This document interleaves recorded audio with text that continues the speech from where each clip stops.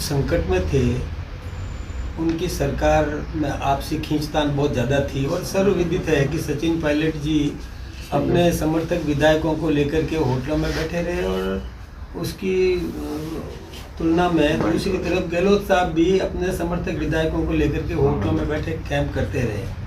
वो सरकार अल्पमत में थी और विधायकों को तुष्ट करना बहुत ज़रूरी था। इसको ध्यान में रख करके गहलोत साहब ने और एक पूर्व सेवानिवृत्त अधिकारी राम लोभैया की अध्यक्षता में और एक समिति का गठन कर दिया और उसमें कि राजस्थान की भौगोलिक, सांस्कृतिक और जनसंख्या को आधार बना करके नए ज़िले बनाए जाए। ये ठीक बात है कि नए ज़िले बनाने चाहिए, विकास को गति मिलती है, काम करना चाहिए।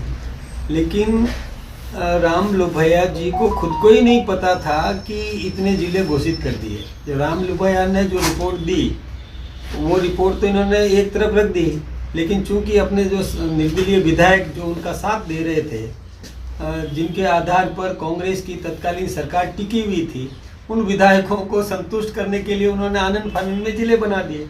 खुद राम लोभैया जब वो महाराष्ट्र में थे, जब उनको पता चला कि एक साथ 50 ज़िले बना दिए, तो उन्होंने भी आश्चर्य व्यक्त किया था। उन्होंने भी कहा, ये क्या कर दिया, 50 ज़िले बना दिए, है ना। उनको खुद को आश्चर्य हुआ। यानी समिति तो एक नाटक था और खुद को और उनको अपनी सरकार बचाना था, तो खुद की सरकार बचाने के लिए जैसे उन्होंने दूदू जिला बनाया। दूदू में निर्दलीय विधायक का सहयोग उनको चाहिए था। ऐसे कई विधायकों को राजी करने के लिए उन्होंने उस समय जिले बना दिए। देखिए, जिले बनाना ठीक बात है, लेकिन जिले कैसे बनाए। एक जिला तो कई जिले ऐसे हैं इसमें जिनमें एक एक विधानसभा है, जैसे केकड़ी है, दूदू है, सांचौर है, जिसमें एक विधानसभा क्षेत्र के अंदर जिला बना दिया। ऐसे देखिए, उनको चाहिए था कि एक विधानसभा में कम से कम 3 जिले तो रखते वो, और व्यवस्थित रूप से यदि करते, समान जनसंख्या के आधार पर equal distribution of population basis पर यदि जिले बनाते तो कोई जिले की समीक्षा करने की जरूरत ही नहीं थी। और वो भी कैसे, जो आचार संहिता लग रही थी, चुनाव की सरकार, उनके 5 साल पूरे होने लग गए और उसी समय उन्होंने एक दिन पहले ही अचानक 50 जिले की रिबड़ियाँ बांट दी।